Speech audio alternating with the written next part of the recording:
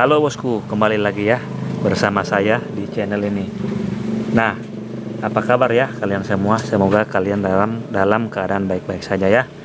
Nah, di video ini kita akan bongkar sama-sama ya cara kerja dari kamera X-ray. Apakah benar kamera tersebut bisa menembus pandang atau bisa menembus sebuah kain? Nah, di sini kita akan bongkar. Namun sebelum lanjut, apa salahnya kalian tekan tombol subscribe dan aktifkan notifikasi tombol loncengnya agar kalian tidak ketinggalan setiap kali saya upload video terbaru. Oke, kalau sudah, kita lanjut ya. Nah, langkah yang pertama yang harus kalian lakukan atau kita lakukan, kita akan mendownload sebuah aplikasi tersebut. Nah, karena di sini saya sudah punya, maka saya tinggal masuk ya. Tinggal klik masuk. Oke. Nah, di sini kita akan bongkar sama-sama ya, apakah benar aplikasi tersebut bisa bekerja. Nah,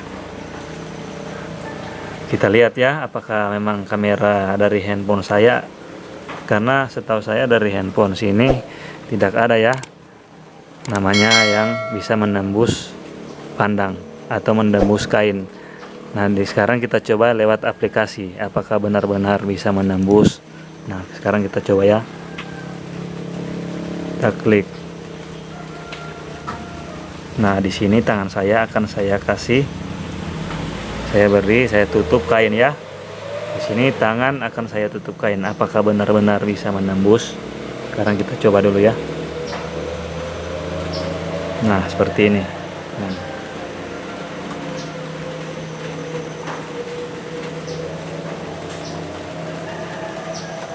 Nah, ternyata aplikasi ini hanya mainan ya.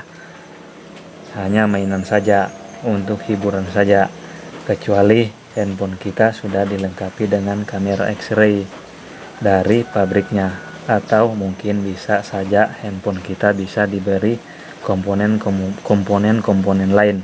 Tapi menurut saya itu tidak mungkin, tidak ada aplikasi seperti itu, karena itu sangat berbahaya ya teman-teman. Semoga kalian bisa mengerti. Oke, terima kasih ya teman-teman.